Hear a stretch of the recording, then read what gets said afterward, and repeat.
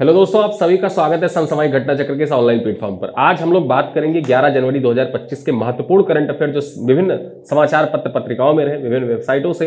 यहाँ पर जो महत्वपूर्ण करंट अफेयर आपके परीक्षा के दृष्टिकोण से इंपॉर्टेंट होते हैं, उन सभी को अपने इस वीडियो में हम लोग चर्चा करते हैं। और अब तक हम लोगों ने 10 जनवरी 2025 के महत्वपूर्ण करंट अफेयर देख चुके हैं 10 जनवरी तक के। आज इस वीडियो में हम लोग 11 जनवरी के इंपॉर्टेंट करंट अफेयर पर चर्चा करेंगे। आइए देखते हैं। सबसे पहले दिवस से हमारा जो वीडियो स्टार्ट होता है वो दिवस से स्टार्ट होता है। दिवस से हम लोग हमेशा स्टार्ट करते हैं अपना वीडियो, जो महत्वपूर्ण दिवस होते हैं। इससे क्या होगा, जो इंपॉर्टेंट परीक्षा में दिवस पूछे जाते हैं वो भी आपके एग्जाम के लिए तैयार होते चलेंगे अभी से ही। तो जो 11 जनवरी का दिन होता है, यानी कि जो 11 जनवरी का दिन है, इसको किस रूप में मनाया जाता है?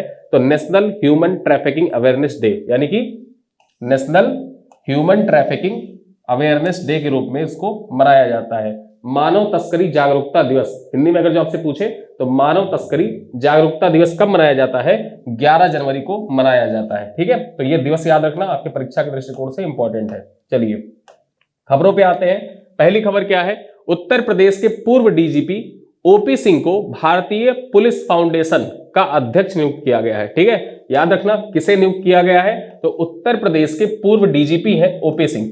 ओपी सिंह जो है उत्तर प्रदेश के पूर्व डीजीपी हैं। इनको क्या नियुक्त किया गया है? तो भारतीय पुलिस फाउंडेशन यानी कि आईपीएफ, इंडियन पुलिस फाउंडेशन का अध्यक्ष नियुक्त किया गया है। ओपी सिंह का संबंध कहां से है? तो बेसिकली ओपी सिंह जो है ये बिहार से है और आईपीएफ पुलिसिंग और सुरक्षा को आधुनिक विषयों पर स्वतंत्र विचार का एक मंच है। यानी कि जो भारतीय पुलिस फाउंडेशन है ये है क्या बेसिकली? तो ये पुलिसिंग और सुरक्षा कि आधुनिक विषयों पर एक स्वतंत्र विचार मंच की तरह कार्य करता है। ठीक है, और जो ओपी सिंह है उन्होंने रामनाथ गोयनका सम्मान समेत कई पुरस्कार भी प्राप्त किए हैं। यानी कि रामनाथ गोयनका पुरस्कार से भी ओपी सिंह को सम्मानित किया जा चुका है। ओपी सिंह ने राष्ट्रीय आपदा प्रबंधन बल एनडीआरएफ में भी योगदान दिया है, यानी कि एनडीआरएफ में भी इन्होंने कार्य किया है।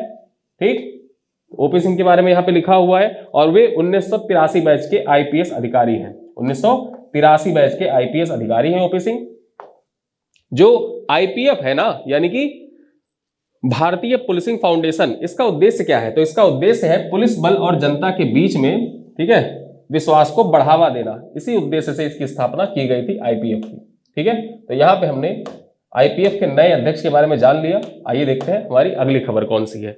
अगली खबर देखें, नीरज चोपड़ा को ट्रैक फील्ड, ठीक, ट्रैक एंड फील्ड न्यूज, ये इंपॉर्टेंट है आपके परीक्षा के दृष्टिकोण से। ट्रैक एंड फील्ड न्यूज पत्रिका है, इसने 2024 में भाला फेंक के सर्वश्रेष्ठ एथलीट के रूप में चुना है। ठीक है, और ये पत्रिका का नाम याद रखना, ये पत्रिका आपके एग्जाम के दृष्टिकोण से इंपॉर्टेंट हो जाती है। ठीक है, इस पत्रिका का नाम आपके एग्जाम के लिए इंपॉर्टेंट है। यह पत्रिका कब से प्रकाशित होती है? 1948 से प्रकाशित होती है ट्रैक एंड फील्ड न्यूज पत्रिका। ठीक है, इसका प्रकाशन 1948 से हो रहा है और इसे खेलों का बाइबल माना जाता है। यानी कि जो स्पोर्ट्स है, स्पोर्ट्स का बाइबल कहा जाता है इस पत्रिका को। याद रखना, स्पोर्ट्स का बाइबल किस पत्रिका को कहा जाता है?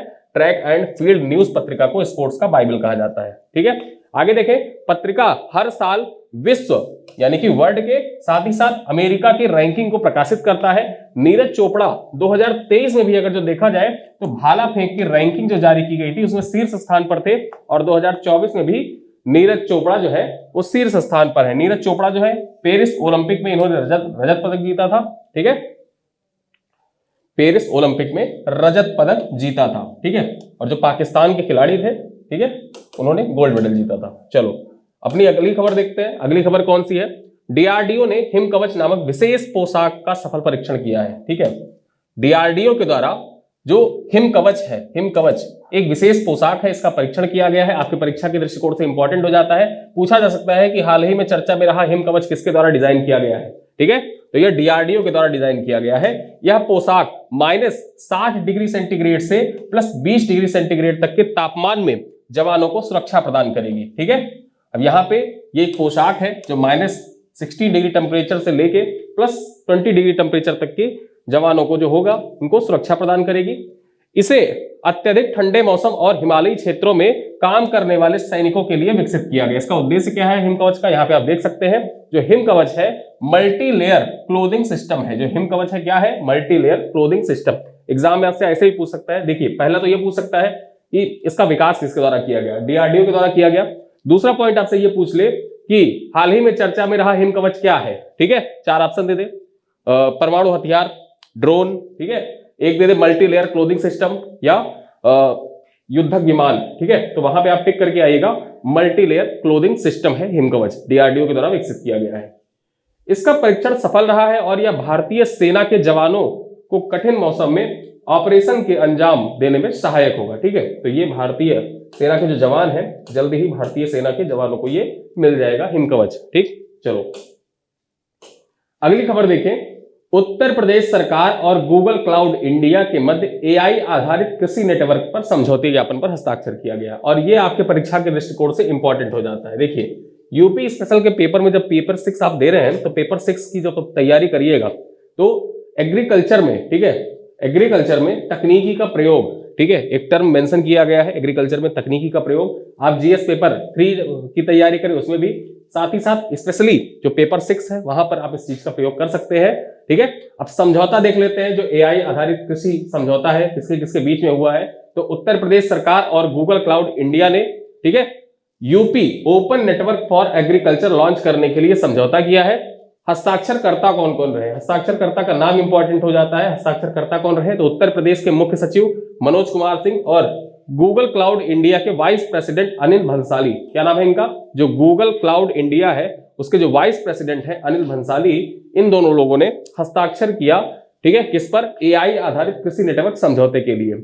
अब इसमें कौन सी तकनीकी का प्रयोग किया जाएगा, जो एआई आधारित कृषि नेटवर्क प्रणाली है उसमें नेटवर्क में जेमिनाई, ठीक है, कौन सा, जेमिनाई और बियाकॉन जैसी आधुनिक तकनीकों का उपयोग किया जाएगा। यह भारत का पहला राज्य स्तरीय एआई आधारित कृषि नेटवर्क है। ये पॉइंट आपकी परीक्षा के दृष्टिकोण से इंपॉर्टेंट हो जाता है, ठीक है, ये भारत का पहला राज्य आधारित कृषि नेटवर्क है, राज्य स्तरीय एआई आधारित कृषि नेटवर्क है। एग्जाम में आपसे पूछा जा सकता है कि हाल ही में किस राज्य में पहला राज्य स्तरीय एआई आधारित कृषि नेटवर्क हेतु समझौते ज्ञापन पर हस्ताक्षर किया गया है, तो उत्तर प्रदेश राज्य में हस्ताक्षर किया गया। इसका उद्देश्य क्या है, जो हस्ताक्षर किया गया है, समझौता किया गया है, उस समझौते का उद्देश्य क्या है, तो किसानों को सलाह, क्रेडिट, मशीनरी और बाजार से जोड़ने के लिए एकीकृत मंच प्रदान करने के साथ ही सूक्ष्म जलवायु और बाजार भाव में सटीक जानकारी प्रदान कर किसानों की आय को दोगुना करने के उद्देश्य से इसको समझौते ज्ञापन पर हस्ताक्षर किया गया है। ये उद्देश्य आपके परीक्षा के दृष्टिकोण से इंपॉर्टेंट हो जाता है।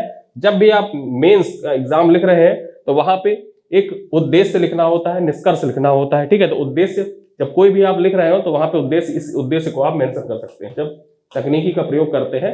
और खासकर एग्रीकल्चर से रिलेटेड जब पॉइंट लिख रहे हो ना, तो एक चीज हमेशा याद रखना, किसानों की आय दुगना करना, किसानों की आय दुगना करना, हर क्वेश्चन में आप इसको प्रयोग कर सकते हो, ठीक। चलो आगे देखें, अगली खबर है, जूलॉजिकल सर्वे ऑफ इंडिया ने पेंगोलिन की एक नई प्रजाति खोजी है, ठीक है, ये आपके परीक्षा के दृष्टिकोण से इंपॉर्टेंट है। जूलॉजिकल सर्वे ऑफ इंडिया ने पेंगोलिन की एक नई प्रजाति खोजी है, ठीक। तो भारतीय प्राणी सर्वेक्षण के वैज्ञानिकों ने इंडो बर्मी पेंगोलिन, जिसका नाम क्या है, मैनिस इंडो बर्मेनिका की एक नई प्रजाति पहचान की है, जो लगभग कितनी पुरानी है, तो लगभग 3.4 मिलियन वर्ष पहले कहां पर, चीनी पेंगोलिन से विकसित हुई थी, ठीक है, चीनी पेंगोलिन से विकसित हुई थी। और चीनी पेंगोलिन का जो साइंटिफिक नाम है यहां पे लिखा हुआ है, आप साइंटिफिक नाम देख लीजिए, लेकिन ये आपको याद रखना है कि जो इंडो बर्मी पेंगोलिन है इसका विकास किससे हुआ, तो जो चीनी पेंगोलिन था ना, चीनी पेंगोलिन से ही ये विकसित हुई थी, इन्हीं से विकसित हुई थी आगे, ठीक है। आगे देखें, खोज का विवरण जो है वो अंतरराष्ट्रीय सहकर्मी समकक्षता पत्रिका मेमेलेनिया बायोलॉजी, ठीक है, इंडो बर्मीज पेंगोलिन एशिया की विकसित पेंगोलिन की एक नई फिजियोजेनेटिक प्रजाति नामक शोध पत्र में प्रकाशित हुआ है। अब ये इतना लंबा नाम हो गया तो इस शोध पत्र का जो नाम है, नाम आपके परीक्षा के दृष्टिकोण से उतना महत्वपूर्ण नहीं है, लेकिन ये कहां पर प्रकाशित हुआ था, जो ये खोज की गई है, इस वजह से मैंने यहाँ पे लगा दिया है। आपको यहाँ पे याद क्या रखना है कि भारतीय प्राणी सर्वेक्षण के अनुसार पेंगोलिन की एक नई प्रजाति खोजी गई है, जो किस प्रजाति से विकसित हुई है, तो चीन में जो चीनी पेंगोलिन थी, चीनी पेंगोलिन की प्रजाति से ही विकसित हुई है, और ये जो प्रजाति है वो इंडो बर्मी प्रजाति है, ठीक है। तो यहाँ पे इतने पॉइंट याद रखना। चलो आगे बात करें, अगली खबर क्या है, उत्तर प्रदेश हिंदी संस्थान द्वारा बाल साहित्य सम्मान 2023 की घोषणा की गई है। अब जो उत्तर प्रदेश हिंदी साहित्य संस्थान है उसके द्वारा बाल साहित्य पुरस्कारों की घोषणा की गई, उनके बारे में जो इंपॉर्टेंट पॉइंट आपके परीक्षा के दृष्टिकोण से बन सकते हैं, कौन सा अवार्ड किसे दिया गया, इन सब चीजों के बारे में अपने इस वीडियो में हम लोग चर्चा करेंगे। देखते हैं, उत्तर प्रदेश हिंदी संस्थान ने बाल साहित्य संवर्धन योजना, कौन सी योजना, बाल साहित्य संवर्धन योजना के तहत प्रदेश के 9 साहित्यकारों को, कितने साहित्यकारों, 9 साहित्यकारों को सम्मानित करने की घोषणा की है। प्रत्येक साहित्यकार को 51,000 रुपए की धनराशि दी जाएगी। ठीक है, जो प्राइज मनी है वो कितना है, 51,000 रुपए है। साथ ही साथ अंगवस्त्र और प्रशस्ति पत्र जो दिया ही जाता है सभी को, वो भी प्रदान किए जाएंगे। अब यहाँ पे जो अवार्ड है किसको किसको दिया गया है ये देख लेते हैं, आपके परीक्षा के दृष्टिकोण से इंपॉर्टेंट है ये सारे अवार्ड। ठीक है, क्यों इंपॉर्टेंट है, क्योंकि उत्तर प्रदेश हिंदी संस्थान के द्वारा ये अवार्ड दिए गए हैं, इस वजह से ये अवार्ड इंपॉर्टेंट हो जाते हैं। सबसे पहला अवार्ड कौन सा है, सुभद्रा कुमारी चौहान महिला बाल साहित्य सम्मान। कौन सा, सुभद्रा कुमारी चौहान महिला बाल साहित्य सम्मान। ये किसको दिया गया है, डॉक्टर करुणा पांडे को दिया गया है। और डॉक्टर करुणा पांडे का संबंध उत्तर प्रदेश के किस जिले से है, तो लखनऊ जिले से इनका संबंध है। ठीक है, अगला पॉइंट देखें, बाल कविता सम्मान किसको दिया गया है। जो बाल कविता सम्मान है ये सोहनलाल द्विवेदी, सोहनलाल द्विवेदी का संबंध किस जिले से है, सहारनपुर जिले से है। तो सहारनपुर जिले के सोहनलाल द्विवेदी को उत्तर प्रदेश हिंदी संस्थान के द्वारा बाल कविता सम्मान प्रदान किया गया है। वहीं पर देखें, बाल कथा सम्मान किसको दिया गया है, तो डॉक्टर आरपी सारस्वत और अमृतलाल नागर को दिया गया है। और इन दोनों का संबंध कहां से है, शाहजहांपुर से है। वहीं पर देखें, बाल चित्रकला सम्मान किसको दिया गया है, तो जो बाल चित्रकला सम्मान है वो अलीगढ़ के दिलीप शर्मा को प्रदान किया गया है। ठीक है, जो बाल चित्रकला सम्मान किसको, अलीगढ़ के दिलीप शर्मा को प्रदान किया गया है। आगे देखें, कुछ अवार्ड और है। बाल साहित्य पत्रकारिता सम्मान किसको प्रदान किया गया है, जो बाल साहित्य पत्रकारिता सम्मान है ये लल्लू प्रसाद पांडे को, किसको, लल्लू प्रसाद पांडे को हिंदी संस्थान के द्वारा प्रदान किया गया है। और लल्लू प्रसाद पांडे का संबंध उत्तर प्रदेश के किस जिले से है, तो गौतम बुद्ध नगर जिले से ये संबंधित है। आगे देखें, बाल नाटक सम्मान, जो बाल नाटक सम्मान है वो किसको दिया गया है, उत्तर प्रदेश के बलरामपुर जिले से, ठीक है, संबंधित डॉक्टर राम कुमार वर्मा जो है इनको बाल नाटक सम्मान से सम्मानित किया गया है। बाल साहित्य समीक्षा सम्मान कृष्ण विनायक फड़के मथुरा को दिया गया है। और वहीं देखा जाए, बाल विज्ञान लेखन सम्मान डॉक्टर दीपक कोहली जो लखनऊ से संबंधित है उन्हें प्रदान किया गया है। युवा बाल साहित्य सम्मान किसे दिया गया है, अनिल कुमार नयन प्रतापगढ़ के हैं, इनको दिया गया है। और यहाँ पर सबसे खास पॉइंट क्या हो जाता है, यहाँ एक नोट लगा हुआ है, आप देख रहे हैं, नोट में लिखा हुआ है कि उत्तर प्रदेश हिंदी संस्थान के निदेशक कौन है, तो इनका नाम है डॉक्टर अमिता दुबे। क्या नाम है, एग्जाम में आपसे पूछ ले पर्सनालिटीज वे कि वर्तमान में उत्तर प्रदेश हिंदी संस्थान के निदेशक कौन है, ठीक है, डायरेक्टर कौन है, तो डॉक्टर अमिता दुबे डायरेक्टर है उत्तर प्रदेश हिंदी संस्थान की। ठीक है, तो यहाँ पे हमने सारे अवार्ड जो प्रदान किए गए हैं उन सभी अवार्ड के बारे में जान लिया। ठीक है, और इसमें सबसे जो इंपॉर्टेंट अवार्ड हो जाता है वो अवार्ड है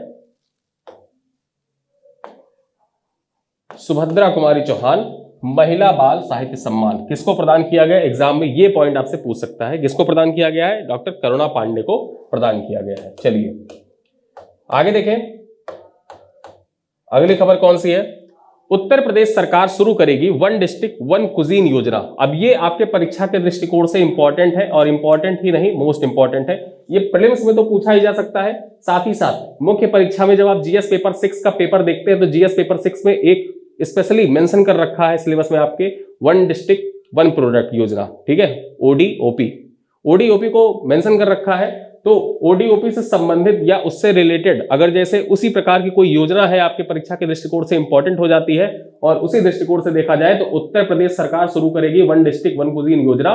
ये प्रीलिम्स के लिए इंपॉर्टेंट है, साथ ही साथ ये मुख्य परीक्षा के लिए भी इंपॉर्टेंट है। इसी वजह से इसमें जितने पॉइंट है वो आपके प्रीलिम्स के लिए और मेंस एग्जाम के लिए ज्यादा इंपॉर्टेंट हो जाती है। ठीक है, तो यहां पर देखें, जो ये ओडीओसी है यानी कि वन डिस्ट्रिक्ट वन कुजीन योजना, ये किसके सहयोग से संचालित की जाएगी, तो जो उत्तर प्रदेश का एमएसएमई विभाग है, साथ ही साथ जो पर्यटन विभाग है, तो एमएसएमई विभाग और पर्यटन विभाग दोनों के सहयोग से इसका संचालन किया जाएगा। पहला पॉइंट तो ये हो जाता है, आप इसको चाहे तो नोट कर सकते हैं। जीएस पेपर 6 के लिए ये योजना ही इंपॉर्टेंट है, समझिए कि मैं आपको योजना ही पढ़ा रहा हूं। ठीक है, अब योजना का उद्देश्य क्या है, तो उद्देश्य ये है कि हर जिले के विशिष्ट व्यंजनों को वैश्विक पहचान दिलाना। जैसे बहुत से जिले हैं जहाँ के विशिष्ट व्यंजन है, आगरा का पेठा हो गया, मथुरा के पेड़े हो गए, बनारस की तिरंगा बर्फी हो गई। ठीक है, तो इस तरह के जो जिलों की जो विशिष्ट व्यंजन होते हैं ना, उनको वैश्विक पहचान दिलाना है इसका उद्देश्य। अब स्थानीय खान पान की संस्कृति महत्ता को उजागर करना, प्रत्येक जिले की पारंपरिक व्यंजनों और उनकी विरासत को की पहचान, व्यंजन बनाने वाले कारीगरों और व्यवसायियों की मैपिंग करना इत्यादि इस योजना का मुख्य उद्देश्य है। अब योजना का प्रारूप क्या है, योजना किस प्रारूप पे संचालित हो रही है, तो इसका प्रारूप अगर हम देखें तो ओडीओपी यानी कि वन डिस्ट्रिक्ट वन प्रोडक्ट की तर्ज पर ओडीओसी यानी वन डिस्ट्रिक्ट वन कुजीन योजना को संचालित किया रहा है। जैसे आप वन डिस्ट्रिक्ट वन प्रोडक्ट योजना संचालित हो रही थी उसके बारे में आपने पढ़ा होगा, सेम उसी प्रकार से जो योजना है कौन सी, ओडीओसी, ये भी संचालित की जाएगी। ठीक है, आगे हम देखें इसका लाभ क्या होगा। इस योजना का, ओडीओसी योजना जो है, इसका लाभ क्या होगा। सबसे पहले लाभ देख लेते हैं, क्या लाभ होगा इसका योजना से। स्थानीय व्यंजनों को अंतरराष्ट्रीय स्तर पर पहुंचाने का अवसर प्रदान होगा इस योजना के माध्यम से। खान पान उद्योग को प्रोत्साहन तथा रोजगार का सृजन होगा, रोजगार का सृजन होगा। ठीक, तो इस पॉइंट को याद रखिएगा, इसको आप मेंस में लिख के आइएगा। प्रमुख व्यंजन एग्जाम्पल में आप डाल सकते हैं, प्रमुख व्यंजन कौन कौन से हैं, जैसे जौनपुर की जो इमरती है फेमस है। ठीक है, उसी प्रकार आगरा का पेठा, लखनऊ की गलावटी कबाब एवं रेवड़िया। जैसे आप लखनऊ यात्रा करते हैं, ठीक है, चारबाग रेलवे स्टेशन या बस स्टैंड पे आप रहते हैं, कैसरबाग, आलमबाग, किसी बस स्टैंड पे रहते हैं, तो वहां पे आप देखते हैं कि बस में रेवड़िया बेचते हैं। ठीक है, तो वो सब रेवड़िया जो है वो लखनऊ की प्रसिद्ध है। आगे देखा जाए मथुरा के पेड़े हो गए, मथुरा के पेड़े फेमस है। बनारस की तिरंगा बर्फी, जीआई टैग भी मिल रखी है बनारस की तिरंगा बर्फी को। तो यहाँ पर इन सबको देखा जाए तो ये वन डिस्ट्रिक्ट वन कुजीन जो योजना है उसके अंतर्गत प्रमुख व्यंजन है। ठीक है, और इन्हीं व्यंजनों का जो विकास है वो मतलब अंतरराष्ट्रीय स्तर पर इनको पहचान दिलाने के लिए उत्तर प्रदेश सरकार के द्वारा एमएसएमई विभाग तथा पर्यटन मंत्रालय के द्वारा मिलकर इस योजना को संचालित किया जा रहा है। निष्कर्ष के तौर पे आप यहाँ पे लिख सकते हैं कि वन डिस्ट्रिक्ट वन कुजीन योजना उत्तर प्रदेश सरकार की सांस्कृतिक और खाद्य विरासत को दुनिया भर में पहचान दिलाने की एक अनूठी पहल है। ठीक है, एक अनूठी पहल है जो उत्तर प्रदेश सरकार के द्वारा शुरू की गई है। तो यहाँ पे समझिए कि आपका एक मेंस का क्वेश्चन तैयार हो गया। चलो आगे देखें, अगली खबर कौन सी है, विदेश नीति पर अंतरराष्ट्रीय कॉन्फ्रेंस का आयोजन। अब विदेश नीति जो है, विदेश नीति पर अंतरराष्ट्रीय कॉन्फ्रेंस का आयोजन कहां पर किया गया, सबसे पहले देख लेते हैं। तो इसका जो आयोजन हुआ था वो नई दिल्ली में हुआ था और इसके आयोजक कौन थे। ठीक है, आयोजक दिल्ली विश्वविद्यालय के राजनीति विभाग और Delhi school of transnational affair के द्वारा इसका आयोजन किया गया था।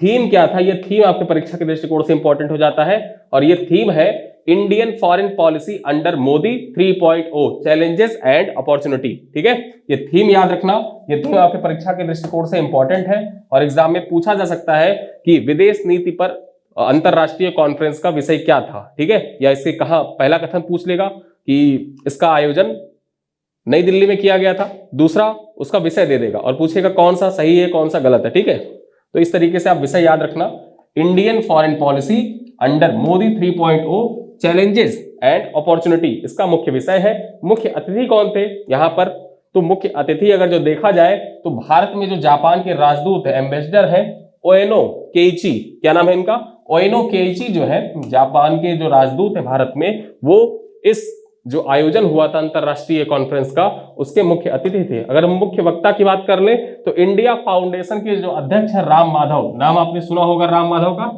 ये इंडिया फाउंडेशन के अध्यक्ष है, मुख्य वक्ता के रूप में ये सम्मिलित हुए थे। वहीं अगर हम बात कर ले प्रतिभागी की तो यहाँ पर अगर जो देखा जाए तो भारत से तथा विदेशों से लगभग 120 से अधिक प्रतिनिधियों ने इसमें हिस्सा लिया था और इस चर्चा का विषय क्या था। ठीक, चर्चा का विषय था बीते 10 वर्षों में भारत की विदेश नीति के बदलते आयाम, ये था चर्चा का विषय। थीम क्या था, Indian foreign policy under Modi 3.0 challenges and opportunity, और किसके द्वारा आयोजित किया गया था, तो दिल्ली विश्वविद्यालय के राजनीति विभाग और Delhi school of transnational affair के द्वारा इसका आयोजन किया गया था। ठीक है, चलो अगली खबर देखें कौन सी है। अगली खबर है भारतीय एथलेटिक्स महासंघ के 9 सदस्यीय एथलीट आयोग की नई अध्यक्ष। जो 9 सदस्यीय एथलीट आयोग है भारतीय एथलेटिक्स महासंघ के अंतर्गत, उसमें अगर जो देखा जाए तो अंजू बॉबी जॉर्ज, नाम आपने सुना होगा, भारतीय एथलीट है, अंजू बॉबी जॉर्ज को इसका अध्यक्ष बनाया गया है। इंपॉर्टेंट हो जाता है आपके परीक्षा के दृष्टिकोण से कि भारतीय एथलेटिक्स महासंघ के 9 सदस्यीय पैनल का अध्यक्ष किसे नियुक्त किया गया और इस पैनल में, ठीक है, नीरज चोपड़ा को भी शामिल किया गया है। तो यहाँ पे देखें अंजू बॉबी जॉर्ज भारतीय एथलेटिक्स महासंघ के 9 सदस्यीय एथलीट आयोग की अध्यक्ष बनी है। और इसमें जो 9 सदस्य हैं उन सदस्यों का नाम तो आपके परीक्षा के दृष्टिकोण से इंपॉर्टेंट है नहीं उतना, लेकिन याद रखिएगा। याद किस लिए रखिएगा, आप इस परिदृश्य से याद रख सकते हैं, एग्जाम में पूछा जा सकता है। एक तरफ खिलाड़ी का नाम दे देगा और दूसरे तरफ खेल के बारे में दे देगा कि किस खेल से वो संबंधित है। ठीक है, तो यहाँ पे देखिए महिला सदस्यों की बात कर ले तो ये सब पूर्व खिलाड़ी है। ज्योतिर्मया स्कंदर धाविका है, कृष्णा पूनिया चक्का फेंक की खिलाड़ी है, वालसम्मा बाधा धाविका है, हर्डल धाविका है। सुधा की बात करें तो स्टीपल चेज धाविका है, और सुनीता रानी जो है ये धाविका है। 3 इसमें पुरुष खिलाड़ी भी हैं। ठीक है, 3 पुरुष खिलाड़ी हैं। अविनाश सामले ये 3000 मीटर स्टीपल चेज धावक है। वहीं पर अगर हम बात करें बहादुर सिंह सागू के बारे में पहले आपको बता चुका हूं। ठीक है, ये एशियाड 60 फुट चैंपियन है और महासंघ के नवनिर्वाचित अध्यक्ष है, यानी कि भारतीय एथलेटिक्स महासंघ के नए अध्यक्ष कौन बने हैं, बहादुर सागू बने हैं। और ये बहादुर सागू जो 9 सदस्यीय एथलीट आयोग है ना, एथलीट कमीशन जो है, इस पैनल में ये भी शामिल किए गए हैं। और वहीं पर देखा जाए तो नीरज चोपड़ा भी इस पैनल में शामिल किए गए हैं। तो 3 नाम, 3 पुरुष और 6 महिलाएं, 5 महिलाओं का नाम यहां आप देख रहे हैं, एक अंजू बाबी जॉर्ज जो इसकी अध्यक्ष है। ठीक है, तो यहाँ पे 9 सदस्यीय पैनल है यहाँ पे। आगे बात करें, अगली खबर क्या है, राज्य लोक सेवा अधिकरण की नई अध्यक्ष। जो राज्य लोक सेवा अधिकरण है उसकी नई अध्यक्ष कौन बनी है जान लेते हैं। तो न्यायमूर्ति, ठीक है, न्यायमूर्ति सेवानिवृत्त साधना रानी, क्या नाम है, साधना रानी ठाकुर को अध्यक्ष पद पर नियुक्त किया गया। यानी कि राज्य लोक सेवा अधिकरण की अध्यक्ष कौन बनी है, न्यायमूर्ति सेवानिवृत्त साधना रानी ठाकुर जो है वो राज्य लोक सेवा अधिकरण की नई अध्यक्ष बनी है। और साथ ही साथ बात करें तो सेवानिवृत्त आईएएस अधिकारी योगेश्वर राम मिश्रा, क्या नाम है, योगेश्वर राम मिश्रा जो है ये प्रशासनिक सदस्य के रूप में नियुक्त किए गए हैं। जो राज्य लोक सेवा अधिकरण है इसमें प्रशासनिक सदस्य के रूप में किसे नामित किया गया है, योगेश्वर राम मिश्रा को नामित किया गया है। योगेश्वर राम मिश्रा जो थे हाल ही में देवी पाटन मंडल के कमिश्नर पद से सेवानिवृत्त हुए। यानी कि ये पहले क्या थे, ये पहले देवी पाटन मंडल के कमिश्नर थे और वहां से रिटायर होने के बाद इनको राज्य लोक सेवा अधिकरण के प्रशासनिक अधिकारी के रूप में नामित कर दिया गया है। ठीक है, चलो आगे बात करें, अगली खबर देख लेते हैं। यह आपके परीक्षा के दृष्टिकोण से इंपॉर्टेंट है, एक रिपोर्ट है यूएन की, और ये यूएन की रिपोर्ट आपके प्रीलिम्स परीक्षा के लिए तो इंपॉर्टेंट है ही, साथ साथ प्रीलिम्स फैक्ट की तरह तो काम करेगा, मेंस के डाटा के तौर पर भी ये आपकी परीक्षा के लिए उतना ही उपयोगी है। देखते हैं भारत के बारे में क्या कहती है विश्व आर्थिक स्थिति और संभावना रिपोर्ट 2025। ठीक है, देखें तो संयुक्त राष्ट्र की प्रमुख रिपोर्ट है विश्व आर्थिक स्थिति और संभावना 2025 के नाम से ये रिपोर्ट विश्व संयुक्त राष्ट्र जारी करता है। ठीक है, वहीं अगर जो देखा जाए तो भारतीय अर्थव्यवस्था की 2025 में 6.6% और 2026 में 6.7% वृद्धि की संभावना जताई गई। जो ये रिपोर्ट है, ठीक है, रिपोर्ट का नाम है विश्व आर्थिक स्थिति और संभावना 2025। इस रिपोर्ट में जो भारत की अर्थव्यवस्था है 2025 में बताया गया है कि भारत की अर्थव्यवस्था जो ग्रो करेगी 6.6% के हिसाब से ग्रो करेगी, और 2026 में देखा जाए तो 6.7% की दर से ग्रो करने की संभावना व्यक्त की गई है।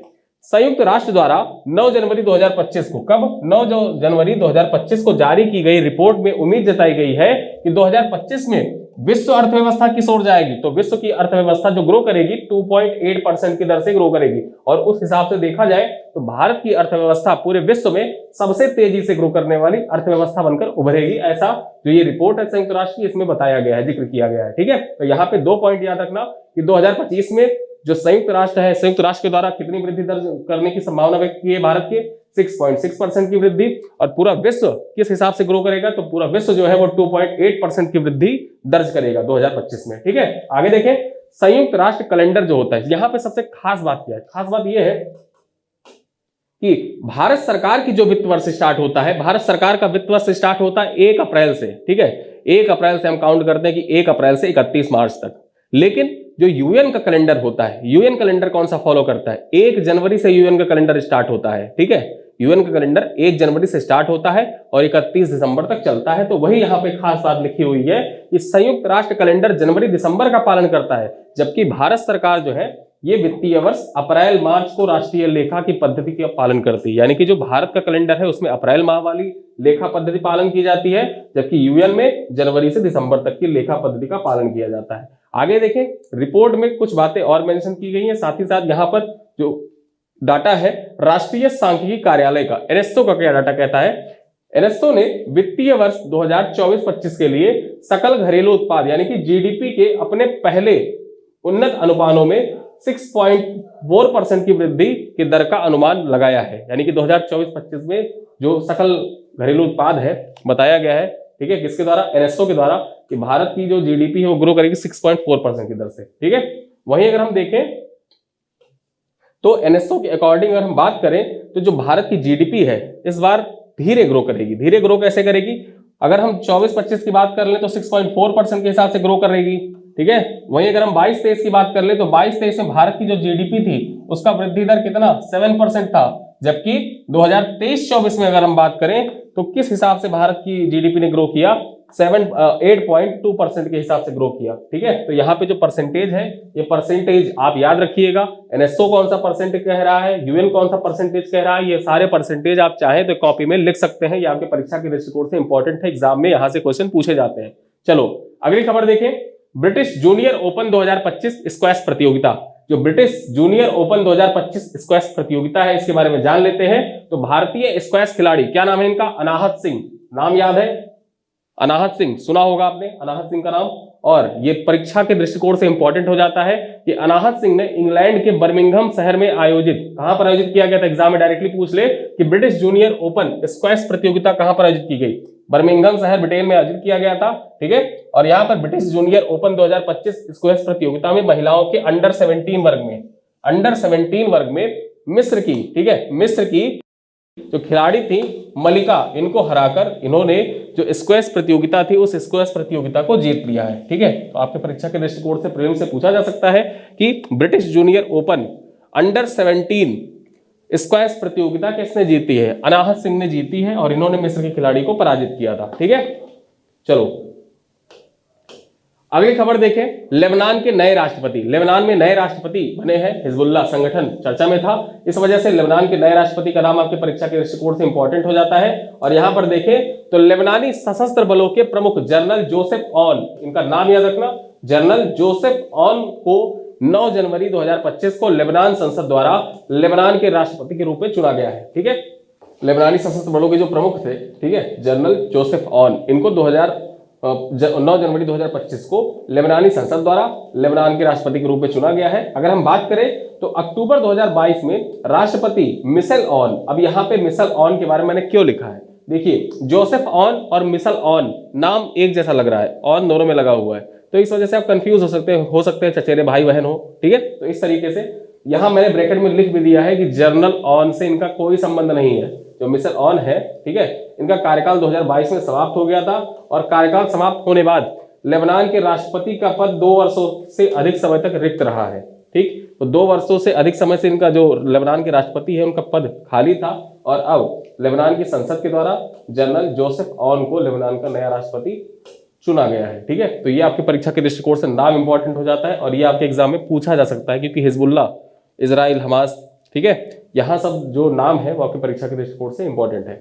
आगे देखिए, एआई शिखर सम्मेलन 2025, एआई शिखर सम्मेलन 2025 में कहां होगा, इसके बारे में खबर आई है कि प्रधानमंत्री नरेंद्र मोदी, ठीक है, प्रधानमंत्री नरेंद्र मोदी 11 से 12 फरवरी फ्रांस की राजकीय यात्रा पर जाने वाले हैं, और 11 से 12 फरवरी के बीच में अगर जो देखा जाए इसी टाइम पीरियड पे फ्रांस में एआई शिखर सम्मेलन 2025 का आयोजन किया जाएगा। किसका, एआई शिखर सम्मेलन 2025 का आयोजन कहां पर इस बार होगा, 2025 में फ्रांस में आयोजित किया जाएगा। अगर हम बात करें एआई शिखर सम्मेलन के पहले संस्करण का आयोजन नवंबर 2023 में, कब, नवंबर 2023 में यूनाइटेड किंगडम के ब्लेचले पार्क में किया गया था। ब्लेचले पार्क वही पार्क है जहां पर एनिग्मा कोड की खोज की गई थी, ठीक है। और एआई सेफ्टी समिट, पहला एआई सेफ्टी समिट कहां पर आयोजित किया गया था, ब्लेचले पार्क लंदन में आयोजित किया गया था, और लंदन कहां पे, यूनाइटेड किंगडम में पड़ता है। वहीं अगर हम बात करें मई 2024 में दक्षिण कोरिया में दूसरा संस्करण आयोजित किया गया था, और इस बार जो हो रहा जा रहा है फ्रांस में वो तीसरा संस्करण है। कब होगा, 11 से 12 फरवरी को फ्रांस में तीसरे संस्करण का जो एआई शिखर सम्मेलन 2025 उसका आयोजन किया जाएगा। आगे देखें, फ्रांस की राजकीय यात्रा के साथ प्रधानमंत्री नरेंद्र मोदी एआई शिखर सम्मेलन में भी हिस्सा लेंगे, यानी कि जो एआई शिखर सम्मेलन है उसी के साथ साथ फ्रांस की राजकीय यात्रा भी प्रधानमंत्री नरेंद्र मोदी के द्वारा की जाएगी, ठीक है। चलो आगे देखें, भूटान की पुनात गछु सेकंड, ठीक है, पुनात गछु सेकंड इनका एक तो नाम भी अलग अलग से होता है, मांगदेचू, खोलोंगछू, ठीक है। तो यहाँ पे पुनांग गछू सेकेंड जल विद्युत परियोजना भारत सरकार के स्वामित्व वाली भारत की हैवी इलेक्ट्रिकल्स लिमिटेड यानी कि BHEL ने भूटान में 6x170 मेगावाट की पुनांग गछू सेकेंड जल विद्युत परियोजना की 2 इकाइयों को सफलतापूर्वक चालू कर दिया है। अब यहाँ पर खास क्या हो जाता है, 120 मेगावाट की पुनांग गछू सेकेंड जल विद्युत परियोजना को भूटान के शाही सरकार और भारत सरकार के बीच हर एक समझौते के तहत पुनांगसू सेकेंड जल विद्युत परियोजना के अधिकरण द्वारा विकसित किया जा रहा है। अब यहाँ पर इंपॉर्टेंट हो जाता है, ये जल विद्युत परियोजना किस देश से संबंधित है, तो ये जल विद्युत परियोजना जो है ये भूटान से संबंधित है, ठीक है। और जब भी IR का आप क्वेश्चन सॉल्व कर रहे हो, भारत भूटान के संबंध से संबंधित कोई क्वेश्चन आपके GS पेपर 2 मेंस एग्जाम में पूछा जा रहा हो भारत भूटान संबंधों में, तो जो भारत भूटान संबंधों से संबंधित सबसे इंपॉर्टेंट पॉइंट क्या हो जाता है कि भारत के द्वारा जो जल विद्युत परियोजनाएं संचालित की जा रही हैं उनका नाम आप जरूर मेंशन करिएगा, और उन नामों में मेंशन करने में खोलोंगछू, मांगदेचू जल विद्युत परियोजनाओं के साथ साथ इस जल विद्युत परियोजना का नाम भी मेंशन करिएगा, ठीक है। चलो आगे देखें, वित्त मंत्रालय के नए राज्य सचिव कौन बने हैं? वित्त मंत्रालय के नए राज्य सचिव तुहिन कांत पांडे। क्या नाम है? तुहिन कांत पांडे को केंद्रीय वित्त मंत्रालय का नया राज्य सचिव नियुक्त किया गया है। किसको नियुक्त किया गया? आपके परीक्षा के दृष्टिकोण से नाम ही इंपॉर्टेंट है। तुहिन कांत पांडे को नियुक्त किया गया है। तुहिन कांत पांडे को भारत के वित्त सचिव भी नियुक्त किया गया, यानी कि भारत के वित्त सचिव भी बने हैं और वित्त मंत्रालय में राज्य सचिव बने हैं। दोनों चीज याद रखिएगा, ठीक है, ये दोनों पॉइंट याद रखना। आगे देखें, तुहिन कांत पांडे जो है ये 1987 बैच के उड़ीसा कैडर के IAS अधिकारी हैं। कब के? 1987 बैच के उड़ीसा कैडर के IAS अधिकारी हैं।